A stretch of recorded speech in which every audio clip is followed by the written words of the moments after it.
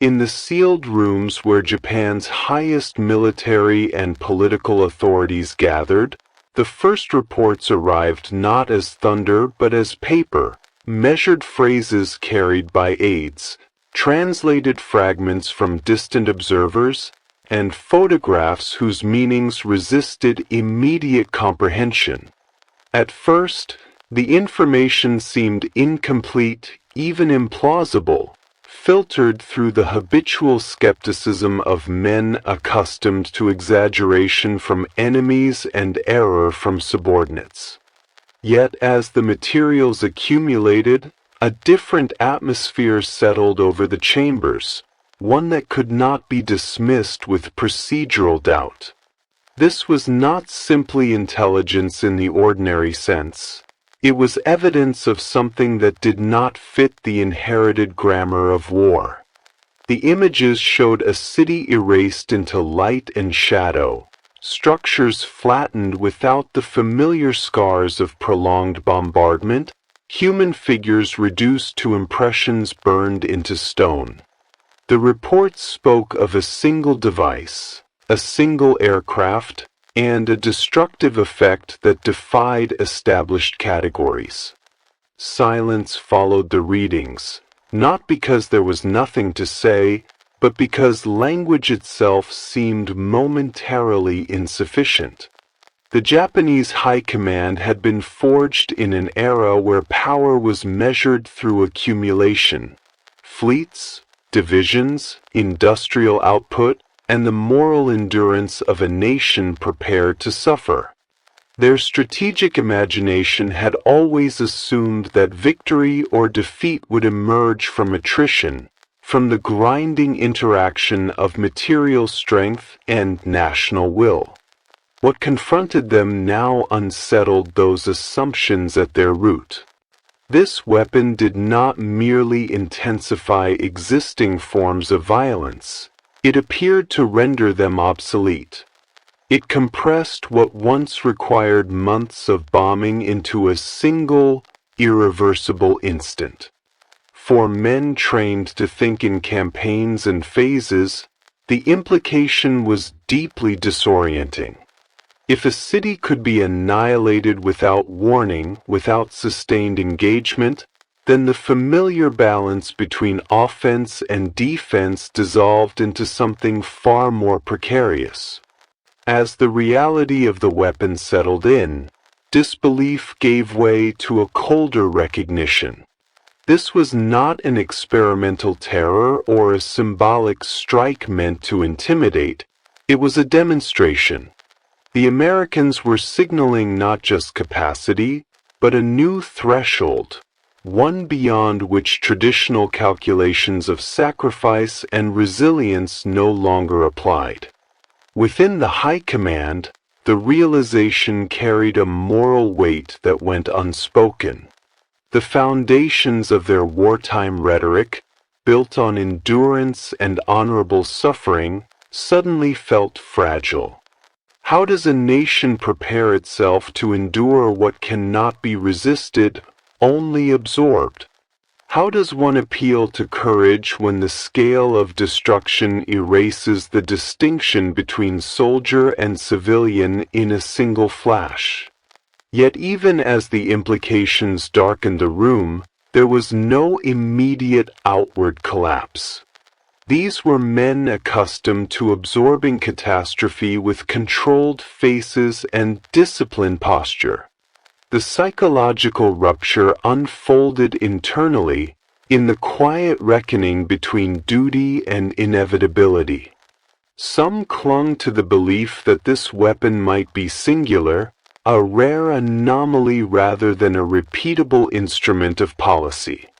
Others, more perceptive or more resigned, sensed that the age of incremental escalation had ended. The war was no longer governed solely by human limits. It had crossed into a domain where technology could overwhelm intention itself. In that moment, the Japanese High Command found themselves staring not only at defeat, but at a transformation of civilization's relationship with power. The weapon represented a future in which mastery no longer depended on the gradual exhaustion of an enemy, but on the capacity to impose instantaneous, total consequences. The emotional restraint of the room concealed a deeper tremor, the awareness that the world they had understood, one structured by strategy, honor, and proportional sacrifice, had been irrevocably altered. What they faced was not merely an American advantage, but the end of a historical continuity that had defined warfare for centuries. And in that realization, disbelief gave way to a quiet, profound sense of revelation, heavy with the knowledge that nothing after this moment would ever resemble what came before. The weapon announced itself not through ceremony or declaration, but through rupture, as though history itself had been forced to acknowledge a presence for which it had no preparatory language.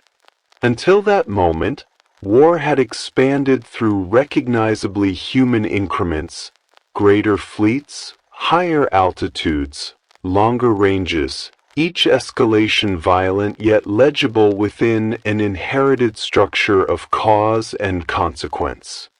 The atomic bomb shattered that continuity by existing outside precedent, an instrument whose effect was not merely destructive but existential, collapsing distinctions between battlefield and homeland, combatant and civilian, duration and instant.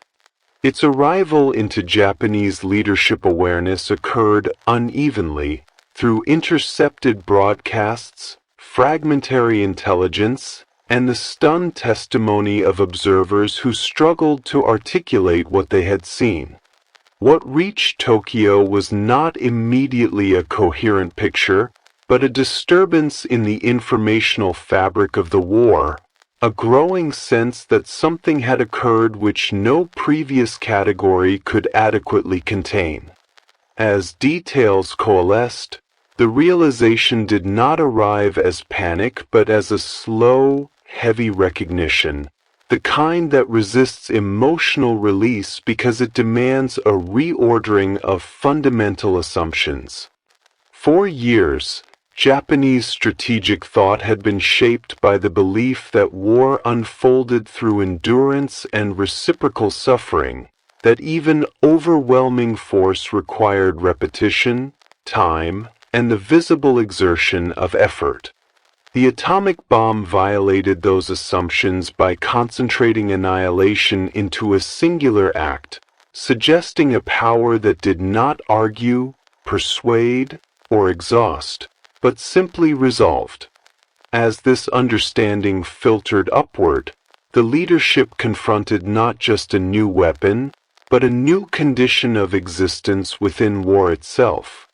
The reports described light that behaved like substance, heat that erased form, and destruction so complete it seemed almost abstract, as though the city had been removed rather than defeated. Such descriptions strained credibility precisely because they implied finality without process.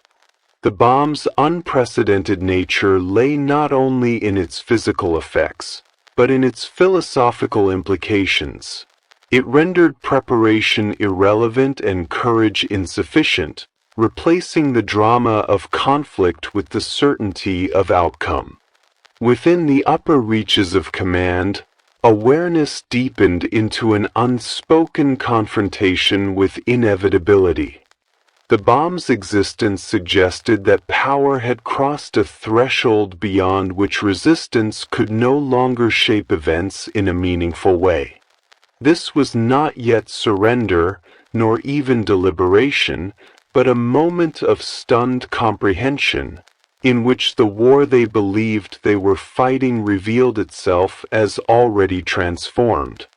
The weapon did not simply threaten Japan. It redefined the scale at which human decisions could be negated by technological force. For leaders accustomed to controlling narratives of sacrifice and resolve, This posed a profound psychological challenge. How does authority assert itself when the ultimate instrument of violence operates independently of human will once released? How does strategy function when the future can be collapsed into a single irreversible act? As awareness settled, so too did a sense of displacement, as though the leadership had been pushed forward into an unfamiliar era without consent.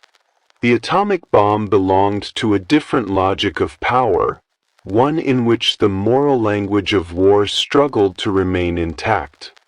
It implied that the measure of nations might no longer rest in their capacity to endure, but in their capacity to annihilate beyond endurance itself. This understanding did not provoke immediate hysteria or visible despair. Instead, it produced a quiet, internal fracture, a recognition that the inherited frameworks of honor, calculation, and proportionality were no longer sufficient. The bomb's existence, once grasped, could not be ungrasped. It sat in the consciousness of leadership as a silent verdict, announcing that the world had crossed into a condition where the past could no longer instruct the future. In that moment of awareness, before decisions hardened and history accelerated, there was only the weight of revelation, the knowledge that something unprecedented had entered the world, and that its presence alone had already altered the course of human conflict. The reaction inside Japan's highest command circles did not erupt as shock in any theatrical sense. It condensed instead into a dense, oppressive stillness, the kind that follows an intrusion too large to be processed by instinct alone. Men who had spent their lives navigating crisis, who had witnessed cities burned by conventional fire and fleets erased by steel and water, now found themselves confronting something that resisted comparison. Initial responses were cautious, almost procedural, as if discipline itself might impose clarity where comprehension lagged behind reality. Questions were asked not to reassure, but to delay judgment. Whether the reports were exaggerated, whether the destruction could be attributed to accumulated bombing rather than a single act, whether the language of annihilation reflected trauma rather than truth. Yet even as these doubts surfaced, they weakened under the weight of converging accounts, each reinforcing the same conclusion with minor variations that only sharpened their credibility. As the nature of the weapon became clearer, unease moved through the room not as fear but as disorientation. The scale was not simply larger than anticipated, it was qualitatively different, stripping away the familiar metrics by which destruction had been evaluated. There was no front line to analyze, no tactical maneuver to critique, no sequence of engagement to reconstruct. The weapon's effect existed all at once, complete and irrevocable, leaving nothing for the strategist to interpret except absence. This posed a unique psychological strain on a command culture rooted in control and foresight. The instinct to respond collided with the realization that response itself might be meaningless in the face of such power. In that collision, authority faltered internally, not through loss of discipline, but through the dawning awareness that command presupposes limits, and this weapon appeared to operate beyond them. Within individual minds, the comprehension of scale unfolded unevenly. Some grasped first the physical implications, envisioning the immediate obliteration of a city as a singular catastrophe.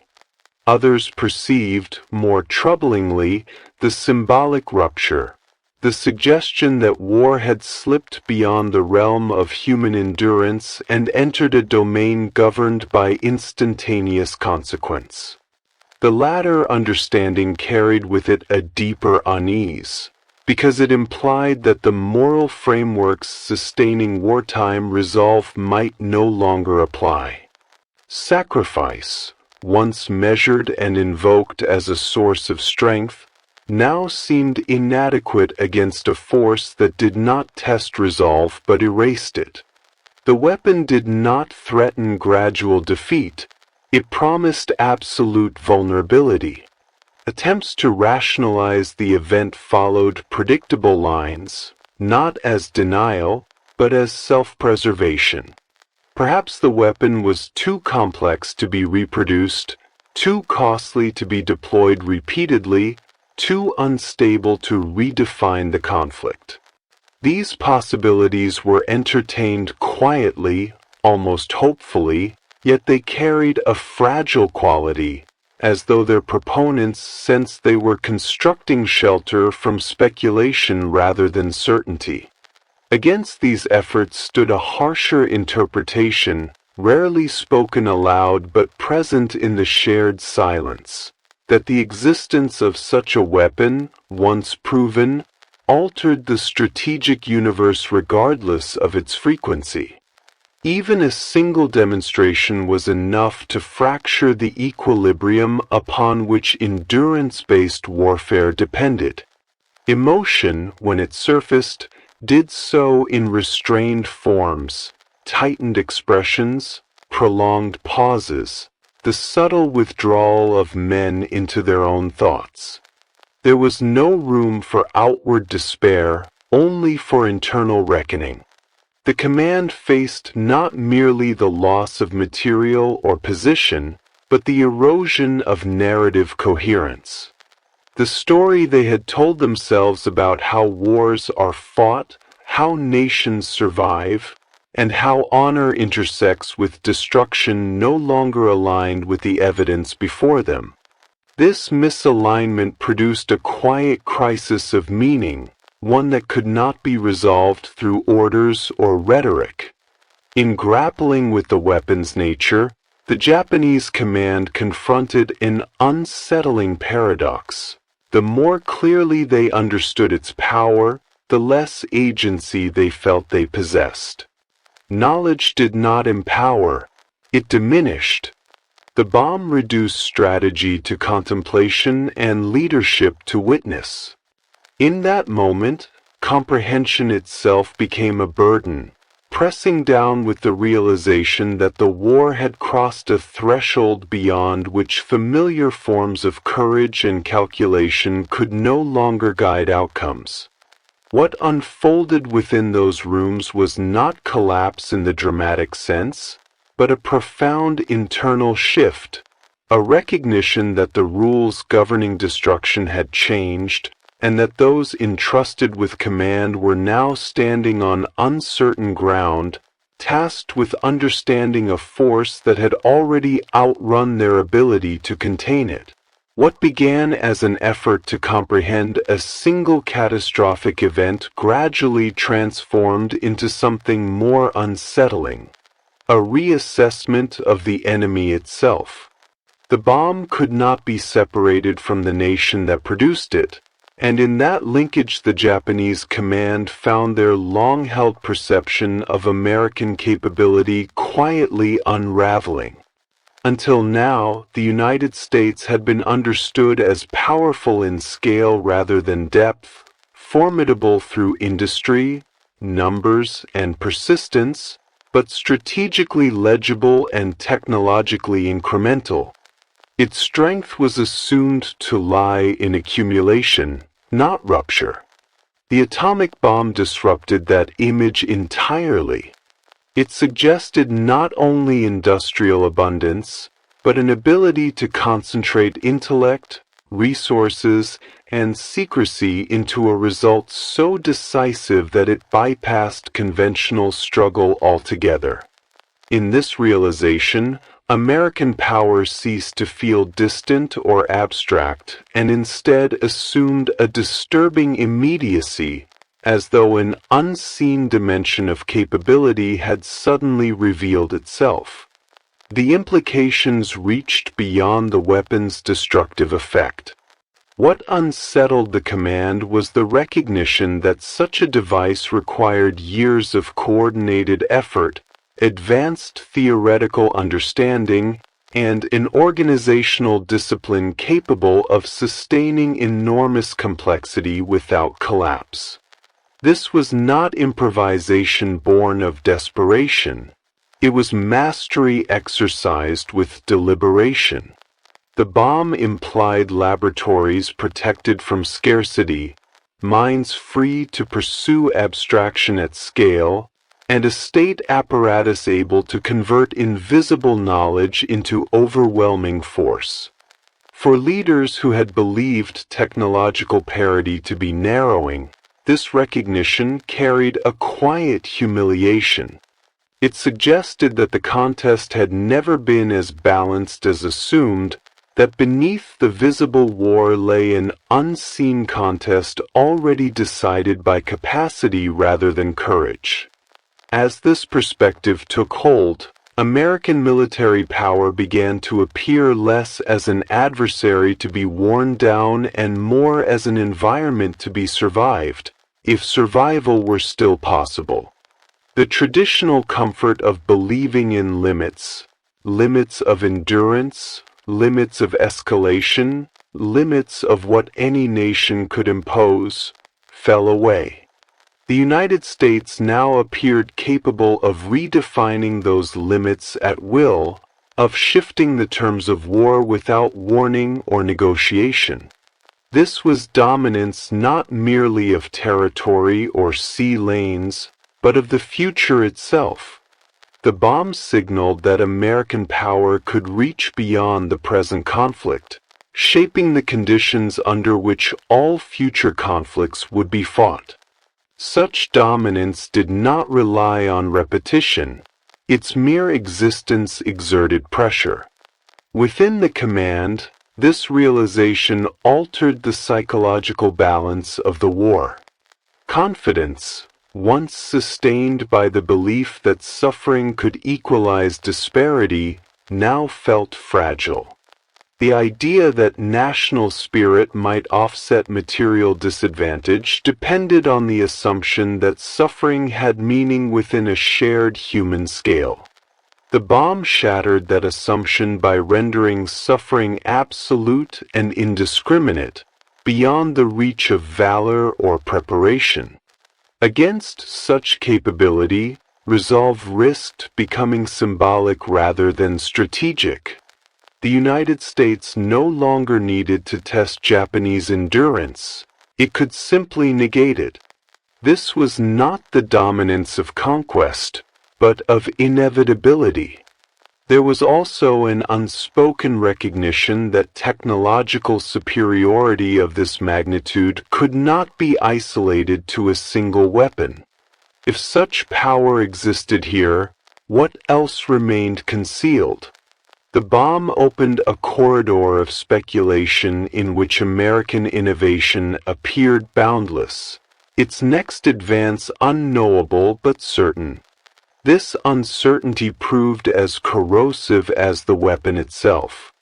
War planning depends on prediction, on the ability to anticipate an enemy's next move within reasonable bounds. The bomb dissolved those bounds. It suggested that the United States operated on a different temporal plane, where breakthroughs emerged not gradually, but suddenly, fully formed, and decisive. In reassessing American capability, the Japanese command confronted a final, deeply unsettling thought, that the war's outcome might no longer hinge on decisions made in Tokyo at all. Technological dominance of this order relocated agency elsewhere, reducing leadership to reaction rather than initiative. The balance of power had shifted not through battlefield maneuver, but through the quiet accumulation of knowledge beyond their reach. In that understanding, the United States appeared not merely victorious in a material sense, but ascendant in a civilizational one, possessing the means to define what power itself would mean in the modern world. This recognition settled slowly, without outward drama, but it altered the internal landscape irrevocably. The enemy was no longer simply stronger. It had become something fundamentally different, operating with a depth of capability that reframed the war as already resolved, awaiting only its acknowledgement. The recognition of America's overwhelming power did not produce an immediate decision. It produced a distortion in the mental architecture through which decisions had always been made. For Japanese leadership, strategy had long been inseparable from psychology, the belief that resolve, sacrifice, and controlled suffering could shape outcomes even against materially superior foes. That belief now began to erode, not through argument, but through the quiet force of contradiction. The atomic bomb did not merely threaten defeat, it invalidated the logic by which resistance had been justified. In its presence, familiar strategic choices no longer appeared as paths toward different futures, but as variations of the same narrowing corridor. The realization pressed inward, forcing decision-makers to confront the possibility that agency itself had been diminished, that willpower could no longer compensate for asymmetry of power on this scale. Psychologically, this shift was devastating precisely because it unfolded without spectacle. There was no singular moment of collapse, only a steady compression of options. The leaders understood that to continue the war under these conditions was to accept a form of destruction that could no longer be framed as meaningful sacrifice. Endurance had once been a weapon in itself, a way to impose cost on an enemy and extract concessions through persistence. Now endurance risked becoming indistinguishable from futility. The bomb suggested that suffering would not accumulate toward advantage. It would simply conclude the matter in an instant chosen by the enemy.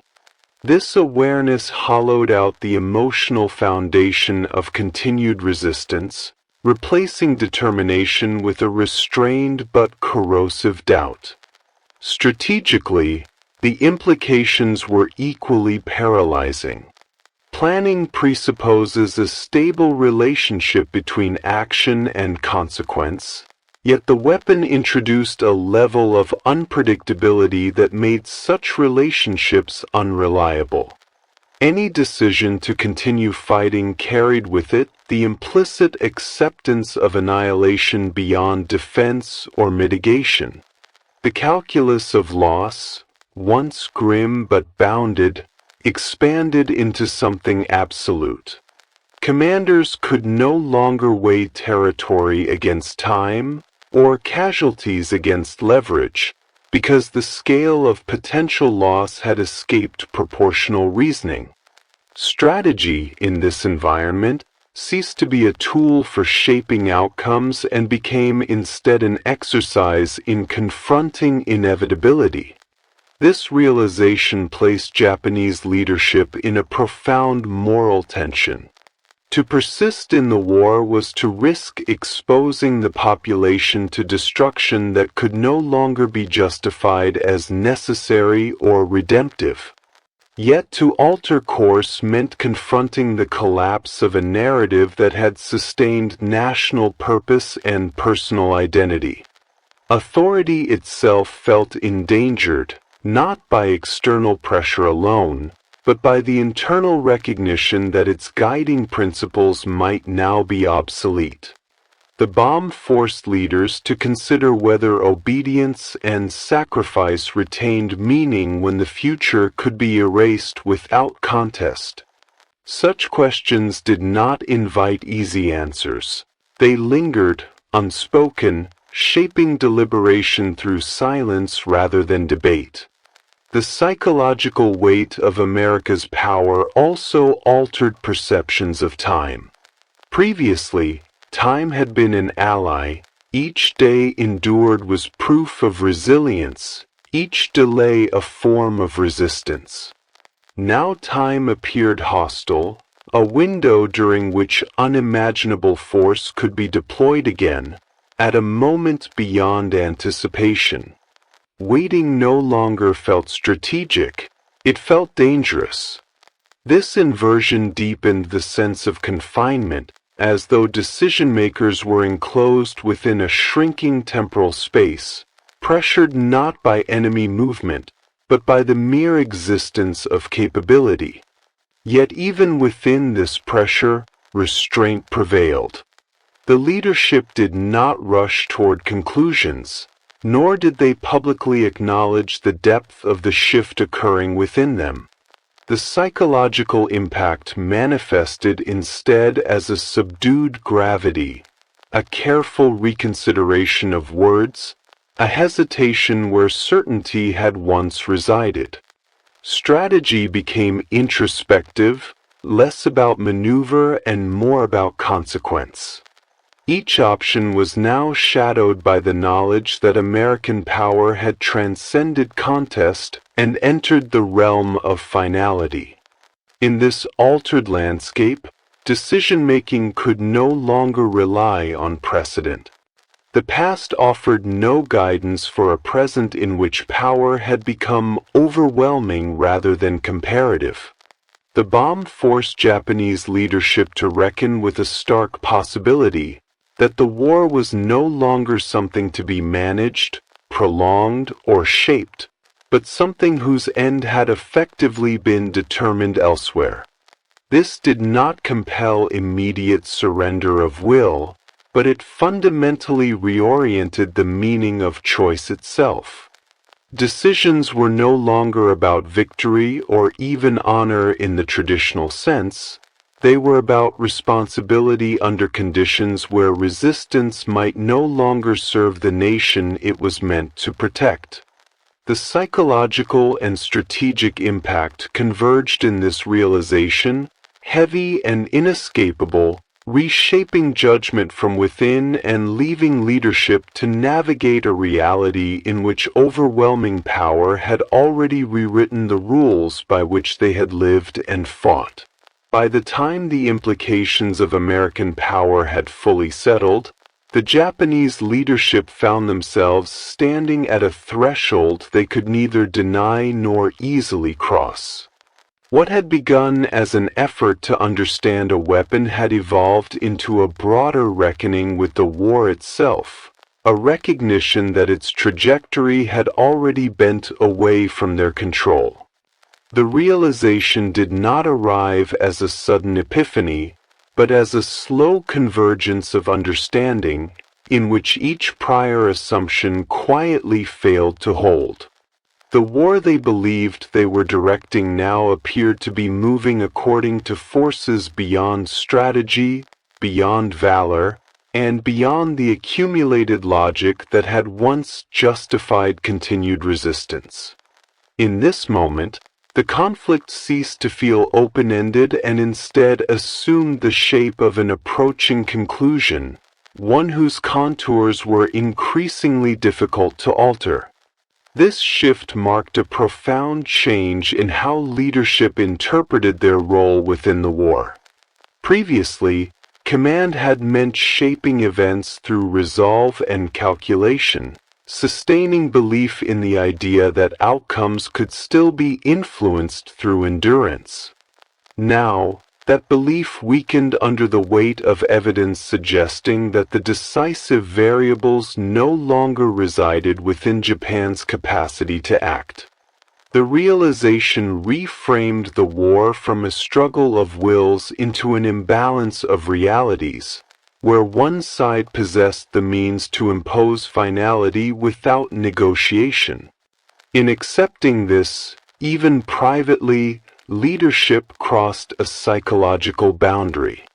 The war was no longer understood as something that might yet be turned, but as something whose direction had already been set, awaiting acknowledgement rather than reversal. The emotional gravity of this understanding lay in its finality.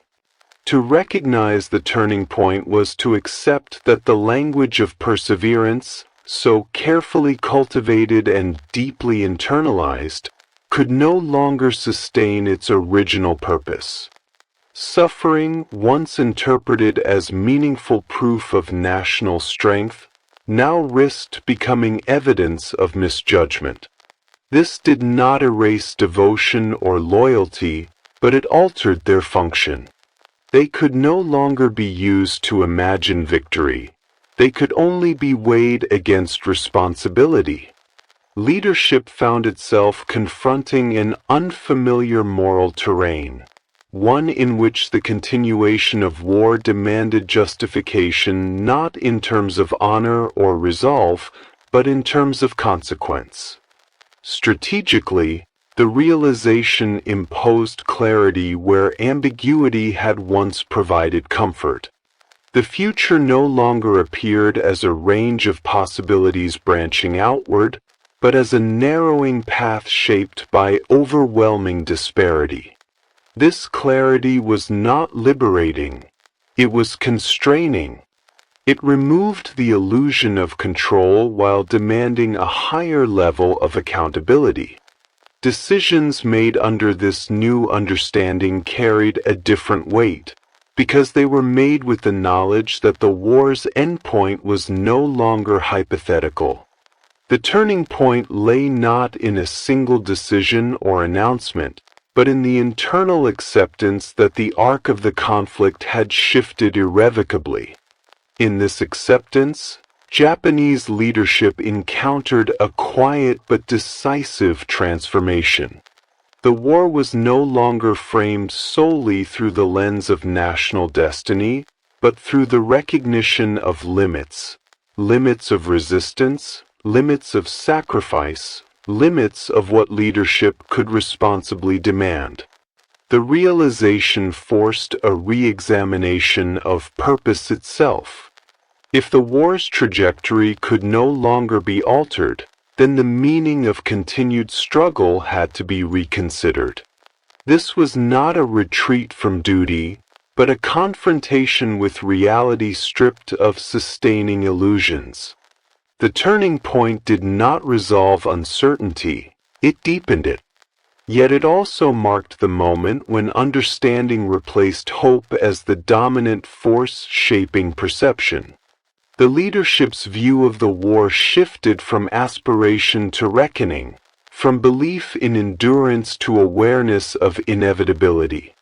In this altered perspective, the conflict was no longer measured by how long it could be sustained, but by what its continuation would ultimately cost. That shift, internal and largely invisible, carried more weight than any external development. It signaled that the war, as it had been conceived and fought until then, no longer existed in the same form. In recognizing this, Japanese leadership crossed from one historical era into another, not through choice, but through comprehension. The realization did not end the war by itself, but it ended a way of understanding it. From that point forward, every thought, every deliberation, and every silence was shaped by the knowledge that the trajectory had changed, and that the future would be defined not by the preservation of past assumptions, but by how leadership responded to a reality that had already rendered those assumptions obsolete.